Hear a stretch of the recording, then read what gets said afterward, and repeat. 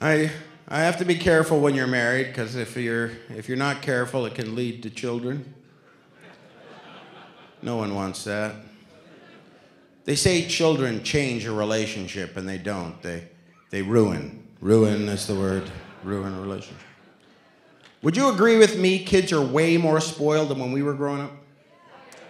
Don't they get everything now? Xbox, PlayStation, Game Boy. You know what I had to play with when I was a kid? Another kid. My dad would be, you two go out and play. You run. You chase him. That's a toy. Right there. I don't need to spend money. Are you tired of that? Okay, you hide. You try to find him. I was going to give you that for Christmas. You can take that one now.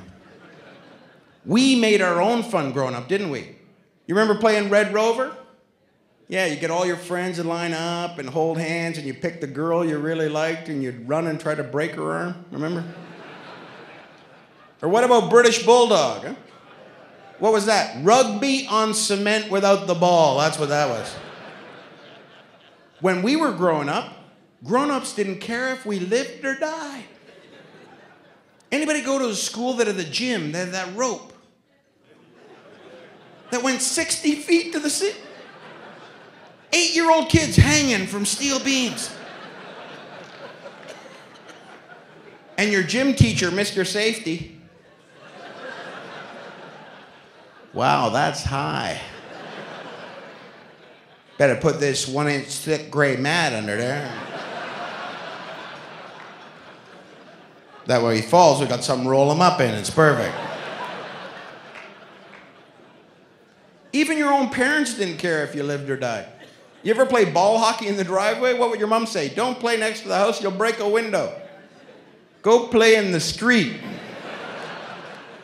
And don't come home till the street lights are on. One year we had a blackout. I couldn't get in the house for 4 days. Didn't care if we lived or died. Kids are spoiled now. They have government protection on their games. Give them, they can't be little. They can't have little pieces. Choking hazards. Choking. Anybody here play marbles? There you go, Billy, a bag of choking hazards. Did you put them in your mouth? Of course you did. You had to clean them.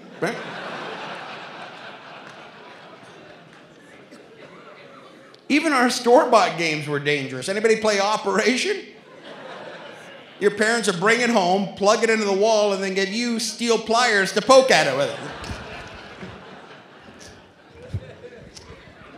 I'm not really good at it yet. Well, it's time for your bath. Bring it with you. Didn't care if we lived or died. Anybody remember the day your mom caught you going down the stairs in a laundry basket? Huh? I remember the day I got caught. I took all the clean laundry, dumped it out, and I'm pulling the basket up the stairs like bump, bump. My mom's in the kitchen cooking going, what's that noise? Well, I'm going to take the laundry basket up to the top of the stairs and get in it and then write it down real fast. Pause. Make sure your sister gets a turn. Didn't care if we lived or died. Kids now have bicycle helmets. How bad are you at this sport? When I would say to my mom, Mom, I'm going out to ride my bike, she'd go, roll your pants up past the knee. They're new. You can grow more skin for free.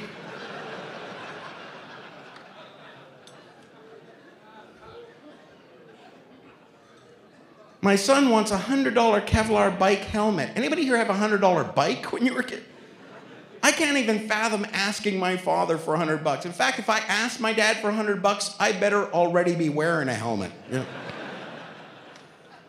Because we had a whole different discipline when we were growing up. Grown-ups didn't care. We had different safety. You take a kid for a ride in a car now, he's got to be in a car seat. $500, specially engineered, bolted to the main frame, got a 5-point star harness, got to duct tape the little prick in. What do we have safety backseat of a car? Vinyl bench, huh? Your dad would go around the corner, he'd stop suddenly, bam. You're in the back bleeding and crying. What would your dad say for support? I'll come back there and give you something to cry about.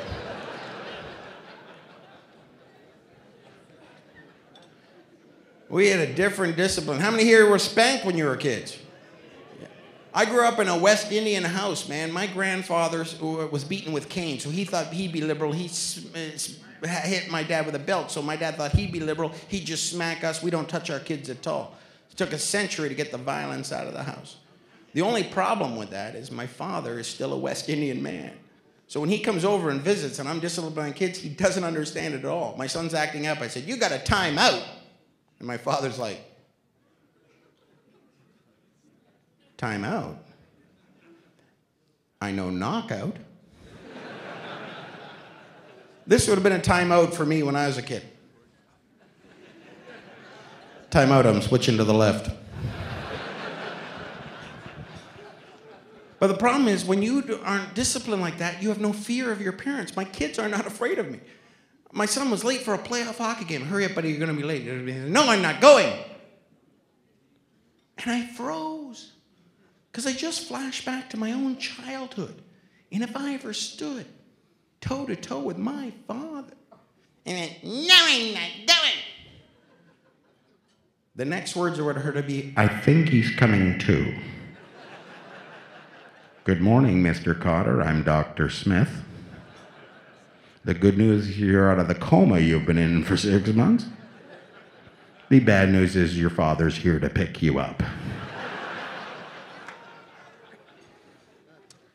We were so excited about starting a family, had a dinner party, told our friends we were going to try and for a family, now we were like your support, and everyone was so generous. Oh, you'll be the best parents, you'll love it. Then later in the kitchen, my buddies were like, let me tell you, pal, next 6, 7 months of your life, best time of your life when you're a guy. Because when a woman's trying to get pregnant, she wants sex all the time. Best part being the guy, she doesn't want any fancy stuff. So you get to your business, mister. You knock me up. Thinking, here go the best 6 months of my life. First time, bang, pregnant. No! No! It's not fair! I did my job. First shot, on goal, score. They pull me for the season.